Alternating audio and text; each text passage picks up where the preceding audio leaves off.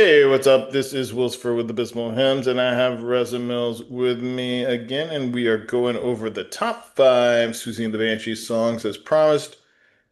And Siouxsie has a lot of maybe she's not as diverse and a little more intentional in the dark side than The Cure, but she came out of the punk scene and eventually wound up, you know, making pop music by the end, kind of. But it was still done with a lot of flair, and so there's a lot to cover here. So if you want to, start us off, give us your thoughts. What do you think? Yeah, sure. So with Susie and the Banshees, yeah, I've been listening to them for decades now. And obviously, one of the biggest bands, when you say to people goth music, well, it's The Cure, Bauhaus, These, Sisters of Mercy, etc., Christian Death, and so on.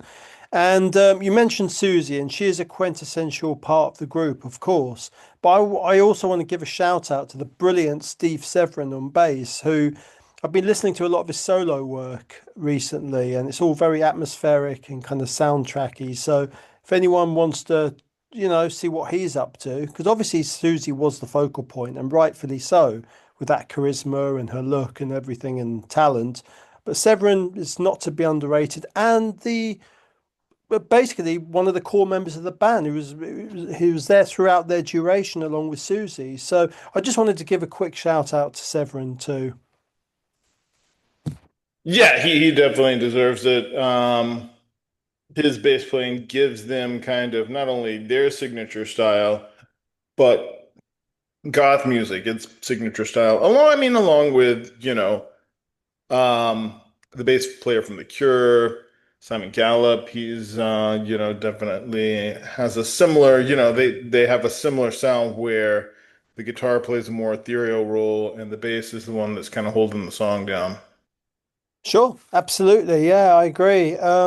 Yeah, I just think he's such an interesting part of that band because, being a bass player, I guess, I'm not a musician, is a bit of a thankless task, really. And I'm guessing it's a bit more of a reserved, you're just kind of keeping the beat.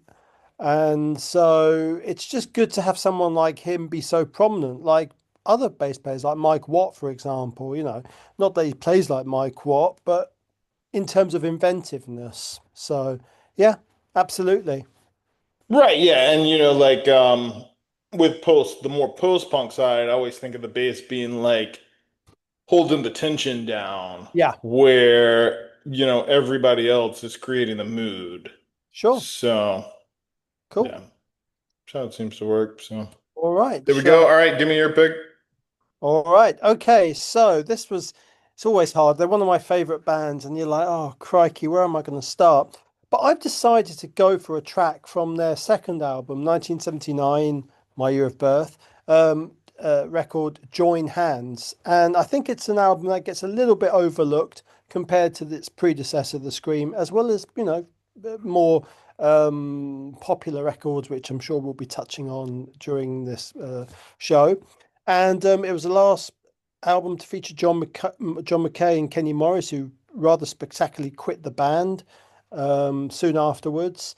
And it's quite a strange album. I mean, there's not many songs on it, six, seven songs, and it features the Lord's Prayer, which is over 14 minutes. But the song I've gone for, I think, was released as a single, and it's called Playground Twist. And the video was really interesting because it featured a load of sort of little kids. I mean, God, I'm guessing toddlers, sort of on a climbing frame, and Susie's there doing what she does, and it's got a spookiness to it. In fact, one review described it as if Ingmar Bergman produced records, they might sound like this. And it definitely has that nightmarish quality. There's a use of a saxophone in there, which gives it a kind of a haunting quality as you'd expect from them.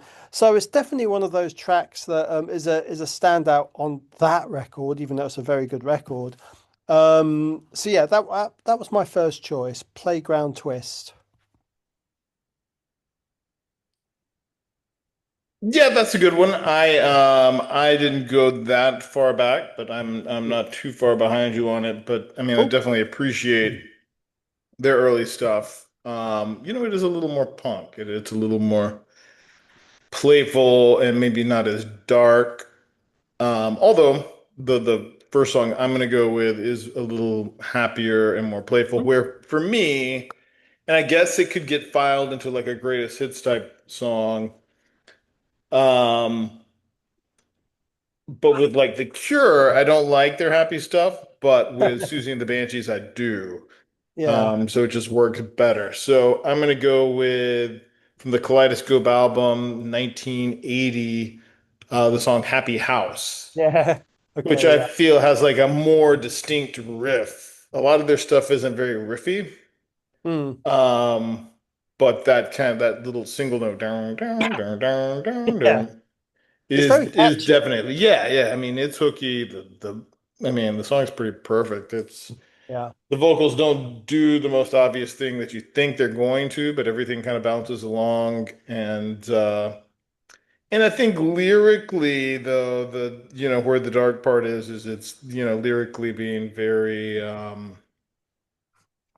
kind of like the tears of a clown type thing. Not Yes. the song, but the concept. I understand totally what you mean. And of course, it was a record. Kaleidoscope was the first one to feature John McGeoch, who's something of a legend when it comes to post-punk guitar. He was in Magazine, he was in later in Pill.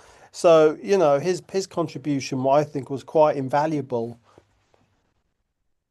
For sure, for sure. Yeah. All right, what you got next? Okay, man. So I've decided to go to 1981's Juju.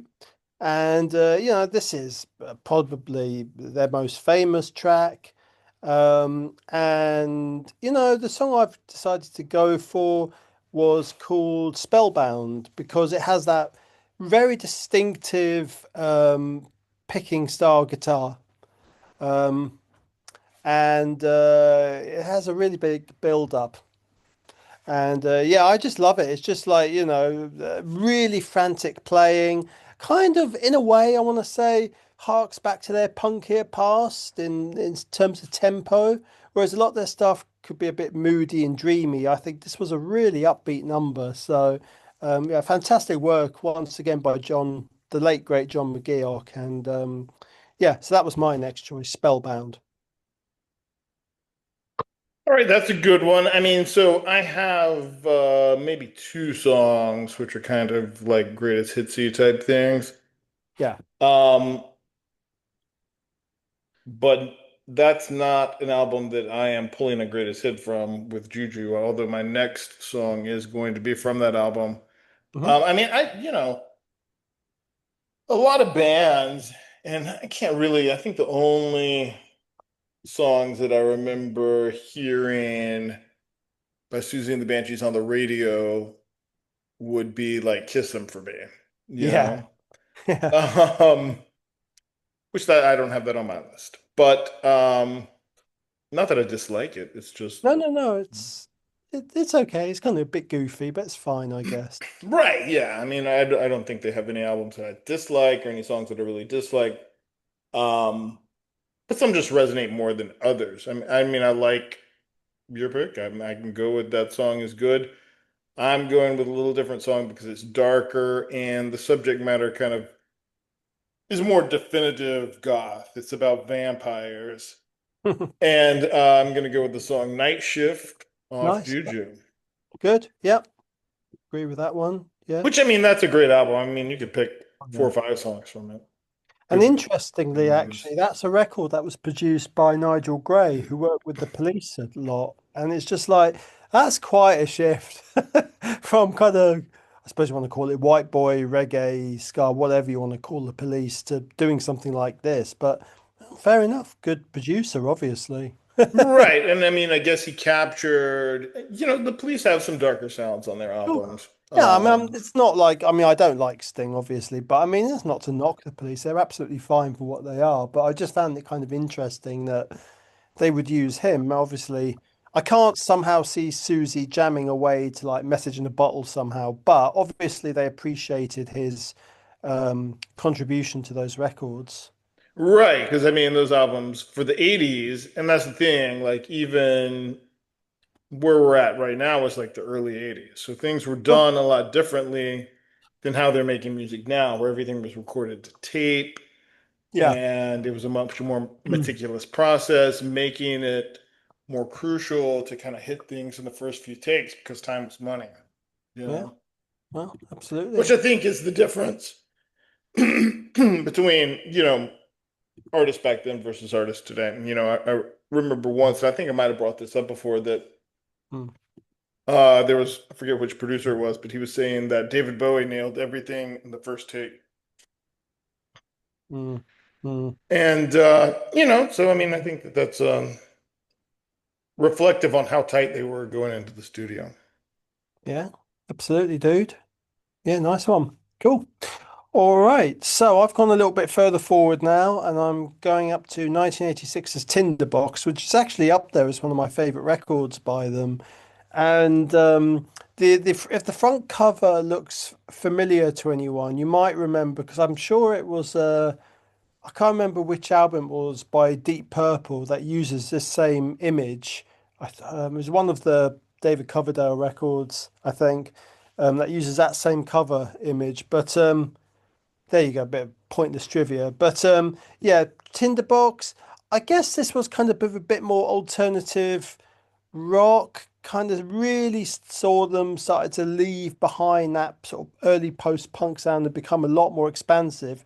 In fact, the description on Wikipedia describes it as alternative rock, which is always a bit of a broad category, but I guess, it was definitely in that vein. And the song I've gone for is a number called Cities in Dust, which is a fabulous song. I think it's so catchy, just as when you chose Happy House. I feel like this is up there in terms of its melody.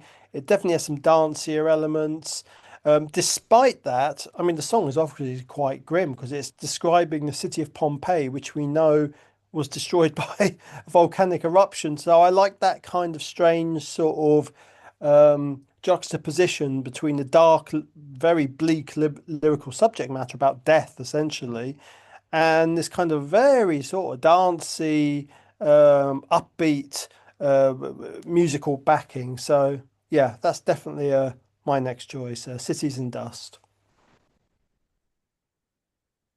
This was the first time where we were going to overlap, but I had a Hey, backup choice because I knew hey. it could happen.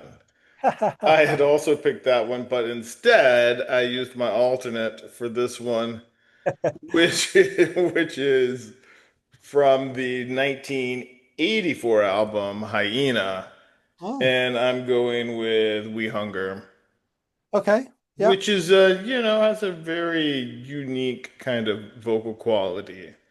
Yeah. Which is what I like about her, that she doesn't, I mean, she has a great voice, but it's also how she puts her voice in such unique places that aren't necessarily where at this time in the early 80s a singer was gonna go. Although, I mean, you could argue that maybe Kate Bush was an influence on her to some extent, Yeah. I suppose who also used Rage a as kind well, of, I guess. Yeah. yeah, a very like theatrical approach.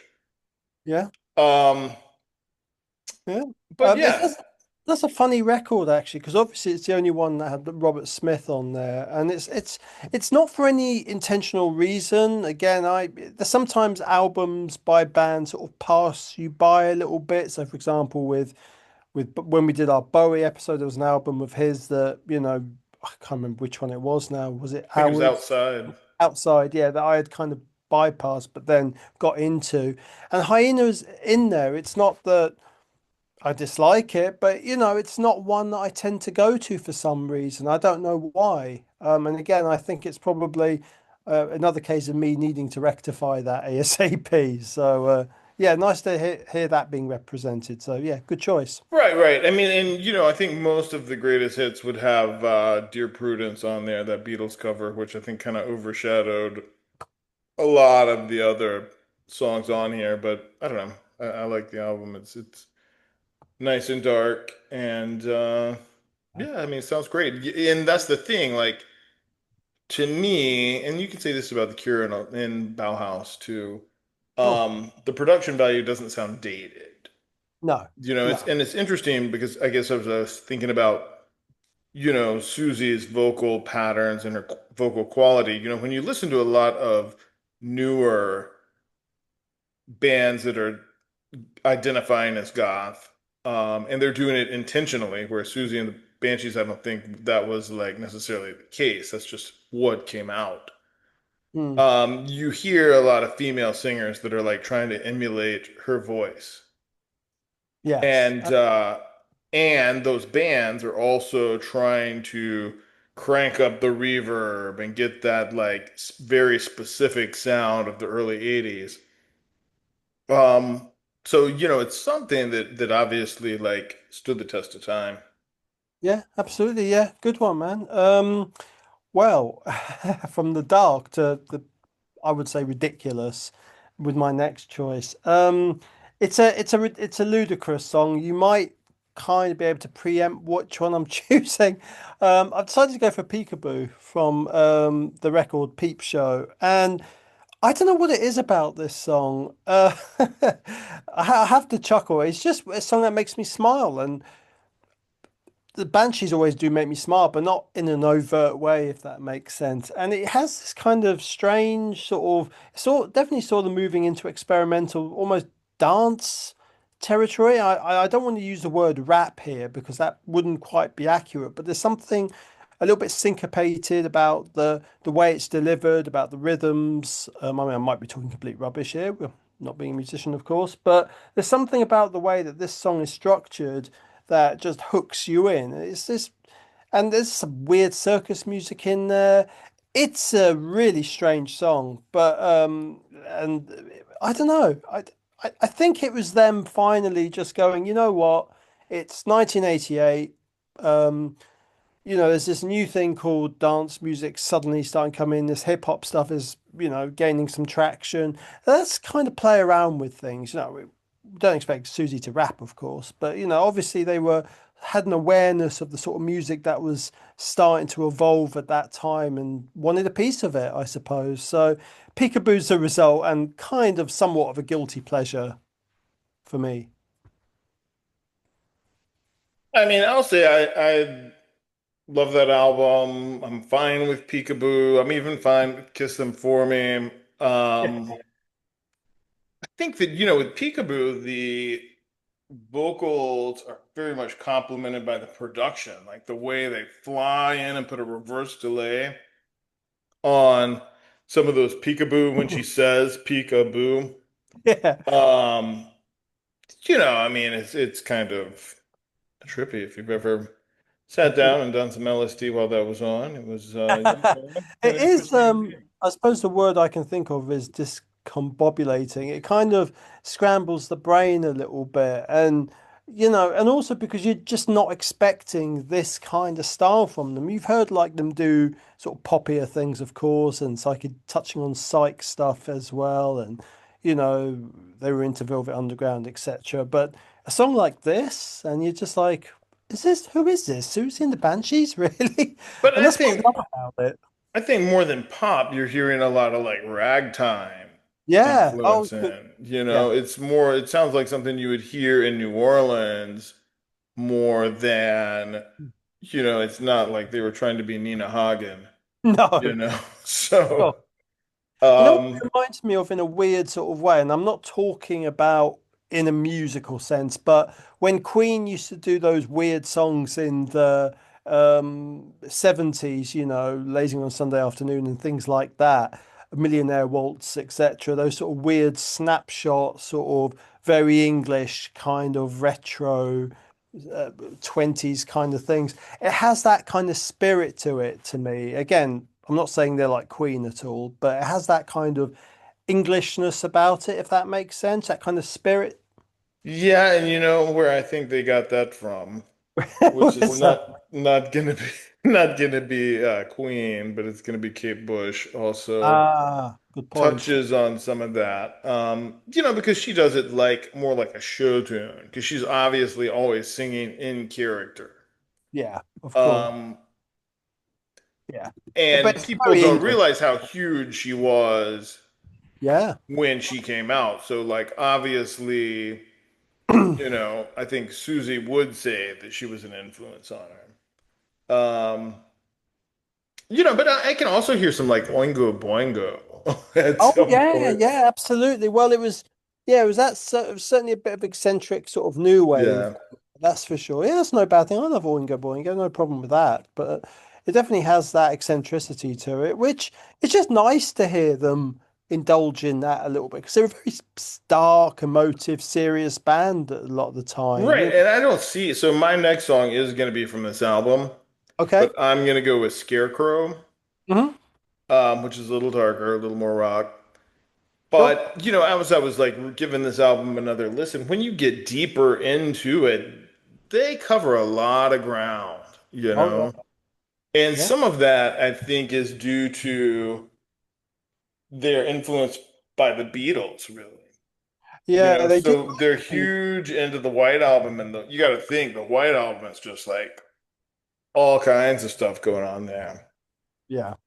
Yeah. Absolutely. Yeah. I mean, I can sort of hear that. I mean, they covered a couple of Beatles songs, of course, and it's funny. I'm not a fan of the Beatles at all, and it kind of doesn't seem like an obvious influence to a band like this. But I guess when you scratch the surface, yeah, it kind of makes sense, you know. But maybe the more um, avant-garde, experimental side of the Beatles, rather than blooming "Love Me Do" or something, you know. They're Right. more. And I think, with the Beatles, even a band like Throbbing Gristle would have Yeah. been, those guys just fixated on Revolution number nine, you know. Yeah. Um, As did Charles Manson. yeah. Yeah, and that is why, and I don't know if I've brought this up on here before, but maybe seems like a fitting moment to do it because Charles Manson and the Beatles. Yeah. But so the reason that the Beatles could not admit that Paul McCartney was dead and that they had put all the clues on the albums because they felt bad about it, that they had brought in William Campbell, is because they knew that if they went to court, that the judge was going to say, "So hold up. So you're saying that you didn't put these messages on your album for Charles Manson, but you were putting messages on your album about Paul McCartney being dead." Yeah. Yeah. Yeah. And maybe I mean, I guess maybe there would be a class action lawsuit because their fans would say this is fraud. We thought we were buying a Beatles album and it's Well, not. I think if anything, Paul McCartney or whoever it is should be sued for years of terrible bloody music like Wings and his stupid solo I mean, records. how else could Linda McCartney ever have done anything? God. Oh, Christ, Uh, it was Pipes of Peace. Jesus. yeah, I mean, Venus and Mars are all right tonight, but I think that and here's my thing with conspiracy theories. Sure. I think the question that you have to ask is, does anyone have money to gain? And if Oh, they yeah. do, it's probably not a conspiracy theory, but probably people trying to make money. Which also I mean, I did a whole episode on conspiracy theories, and that also went into my Taylor Swift being gay conspiracy. Right, okay. So yeah. I don't Yeah. know any good Siouxsie and the Banshees conspiracies. I think I they've haven't, yeah, I'll have to do a bit of digging. got, there's Sure. not a lot of that. Robert Smith is alive. I don't Yeah. think I don't think Ian Curtis is alive. No, I don't So think so somehow. No. yeah, I mean, I could see maybe a Svengali type thing going on with Christian Death, where really Ross Williams, like Valor Khan, is just a character that Ross Williams plays. Maybe I don't know. Yeah, who knows? Who knows? Absolutely. We'll see. So yeah, so what you got? Okay, so my last choice, oh, already, so track number five, I guess. It comes from the Rapture album, which was their very last record that was released in 1995, and they would split the year later. And it has production by, of course, co-production, I suppose, by the late, well, not late, thankfully, but the great John Cale of the Velvet Underground, who they were a big fan of. And the track I'm going for on this record isn't, I think this is the album with, yeah, Oh Baby. And yeah, I didn't go for that. But the one I went for was the title track, following your lead of, choosing title tracks, The Rapture, which is it's well over 11 minutes. I'm pretty sure it's one of their longest songs in their catalogue next to the Lord's Prayer on Join Hands. And it's just this like massive epic piece with, I don't know, there's almost a bit of krautrock in there. There's a bit of psychedelia in there.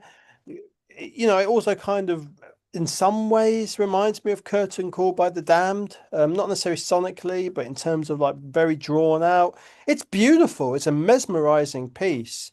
And, when I find this album on vinyl, I've seen it around a few times. I just never had the money to pick it up. I'm going to pick this up for this song alone.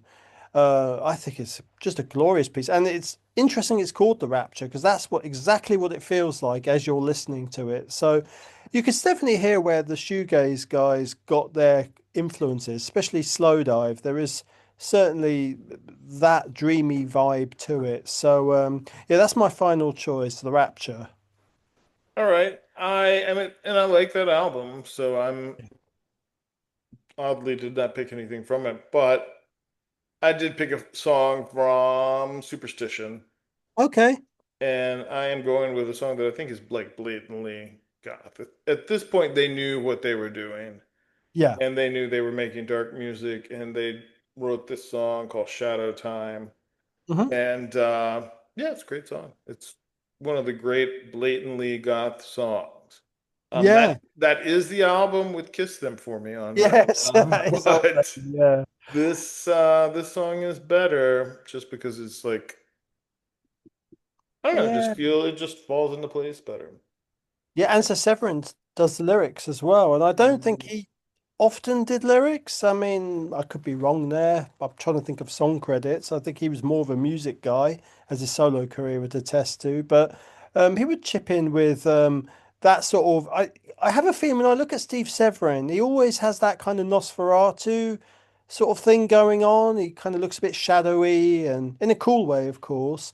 So it kind of will make sense that he would have a song called Shadow Time or do a lyric to that. So yeah, interesting. Good choice.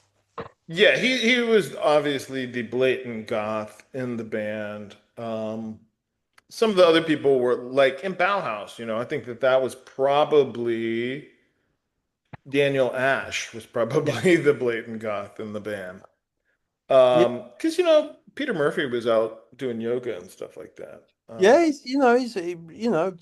for a straight guy, I can admit, very handsome man. I'm sure he did some sort of modeling. He also, his solo career is so diverse as well. So he's not like the stereotypical goth. Whereas, and I don't think Siouxsie is really either. She's very diverse. Whereas Severin, I think, is more along the lines of what you would expect, when you're thinking goth rock in appearance and vibe and what have you. So, yeah, absolutely. And I wanted to make a good point about that record because there's a song on here called Face to Face, which featured on I think it's like a bonus track, that features on Batman Returns. That's a really good one too from this Hmm. record.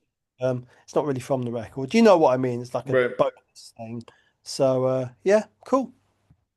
Yeah, and I was just thinking about. So I did see. I've seen Susie and the Banshees twice. I saw them Oh, once nice. at the first Lollapalooza, and then I saw them. She did a tour with Budgie and the Creatures, where it was a Oh, joint nice. tour with the Creatures and Susie and the Banshees. Yeah. Um, Um, yeah. Wow. Good. but I was gonna say she was not blatantly goth that night. She wore a kimono and had her hair up in like Princess Leia buns. She's So, beautiful. Yeah, she's great. and that was probably I want to say 2004. Ah, yes, yes, of course. So good 20 years ago. Yeah, yeah. She doesn't really do too much now. I mean, Uh-uh. Stephanie does. I think she just lives in a chateau in France with her cats, which seems quite appropriate. But I think Severin's a bit more prolific. I think Budgie's doing stuff now musically, and all the other guitarists I think do bits and pieces here and there and what have you. So all pretty, for the most part, fairly prolific. As a band, in terms of creating. Right. I mean, I think that is to her credit, like not parading around like an artist that's not like I remember a couple of years ago seeing Blondie, Yeah. Uh, and we're talking way past the prime. Hell, yeah. even Garbage was way past the prime. Um, So there's something in when to know when to bow out, you know. Yeah, I think so, and I think I feel that sometimes with certain artists that I think it'd be better if they just stick to making albums rather than perform live. So I think that's the case with Severin. He might have done the odd solo gig, I don't know, but I think he sticks to recorded material. I think that's right. I think it's a young person's game. Sorry, Rolling Stones, to tell you this, but it's mainly a young person's game, playing live. I mean, once you're getting into your late 60s, early 70s, I mean, maybe time to, just stick to doing recorded stuff. I I don't think know. it really depends on what kind of music you're playing I too. guess. Yeah, yeah, I guess. I Like mean, definitely Willie Nelson can pull it off. he's baked most of the time, Tom isn't Waits, I mean, he looked like he was 60 when he was in his 20s. he? Um, Yeah, very true. so they're, Motorhead. I Oh. mean, Lemmy was ancient back then too. Yeah, Um, so that's it. Like, I think it's how much youth is played into your persona as an artist to begin with. sure. And that's kind of something that I think that a lot of these, I guess, goth divas would be the way to think of it. Because you're talking about Siouxsie, you're talking about Elizabeth Fraser from the Cocktail Twins, Oh yeah, and absolutely. you're talking about Kate Bush, and all Oh three yeah. of them, you don't see them. No, And you don't. I think they know that they would rather be remembered for who they were than who they are now. Well, yes, time and what have you. I guess it's harder for women as well. I mean, Mhm. I'm guessing, because obviously there's a lot of focus on looks, unfortunately, and all that kind of business. So it must be a bit harder for them. But yeah, you're right. I guess it does depend on the person too. I mean, fair enough if they want to, like in their twilight years, still want to go out there and tour, and more power to them. But it just depends,